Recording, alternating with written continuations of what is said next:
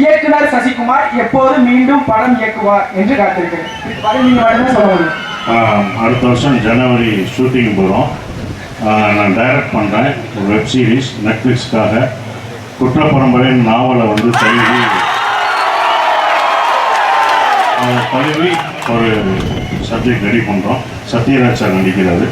படம் சீக்கிரம் ஆரம்பிப்போம், ஷூட்டிங் ஆரம்பிக்கப்போம். காலேஜ் பருவம் வந்து மறக்க முடியாத ஒரு விஷயமா எல்லாருக்கும் அமையும். ஏன்னா முக்கியமாக இங்கே தான் நமக்கு வந்து நண்பர்கள், நட்புகள் எல்லாமே கிடைக்கும். எனக்கு அப்படி தான் இங்கே ஸ்கூலும் காலேஜ் பருவத்துலையும் கிடைச்சது.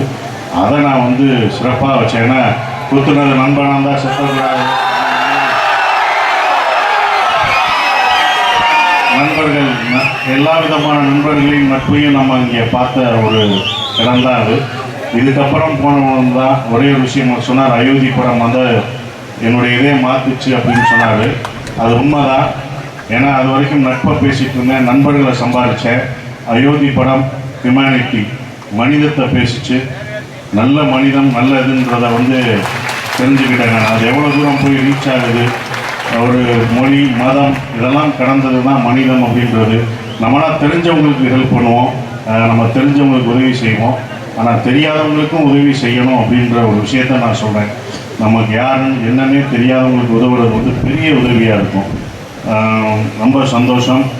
எல்லாம் இந்த நிகழ்ச்சி வந்து 10 நாளாக நடக்குதுன்னு சொன்னாங்க. 10 நாள் இந்த கலை நிகழ்ச்சியை வந்து நீங்கள் நடத்துகிறத நான் வந்து உங்களுக்கெல்லாம் நன்றி சொல்லிக்கிறேன். ஏன்னா டீச்சர்ஸ் எல்லாமே சப்போர்ட் பண்ணி அவ்வளோ விஷயம் இல்லை. ஏன்னா அதுக்காக ஒரு வருஷமாக அவங்க ஹார்ட் ஒர்க் பண்ணுறாங்க. எல்லாத்தையும் கூட்டிகிட்டு வரணும் அப்படின்ற ஒரு விஷயம். இந்த கலை நிகழ்ச்சி தொடர்ந்து நடந்துக்கிட்டே இருக்கணும். ஏன்னா கலைகள் தான் நம்மளை மேம்படுத்தும். நம்ம கலைகள் வந்து என்றைக்குமே நம்ம தமிழ்நாட்டு கலைகளை வந்து என்றைக்கும் விட்டுறக்கூடாது. இப்போலாம் நான் வரும்போது பார்த்தேன், அவங்க கரகாட்டம், ஒயிலாட்டம்லாம் ஆடிட்டு வரும்போது இன்னும் நம்ம கலைகள் அழியாமல் இருக்கிறது, இவ்வளோ தூரம் தொடர்றது ரொம்ப சந்தோஷமாக இருக்குது.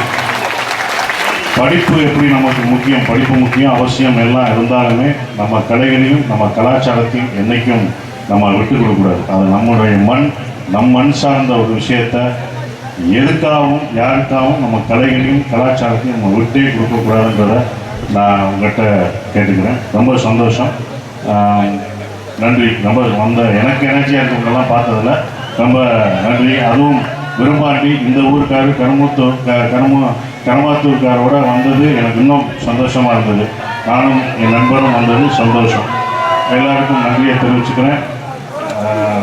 இதுக்கு பின்னாடி வேலை செஞ்ச அத்தனை பேருக்கும் என்னுடைய நன்றியை தெரிவிச்சுக்கிறேன். தேங்க்யூ.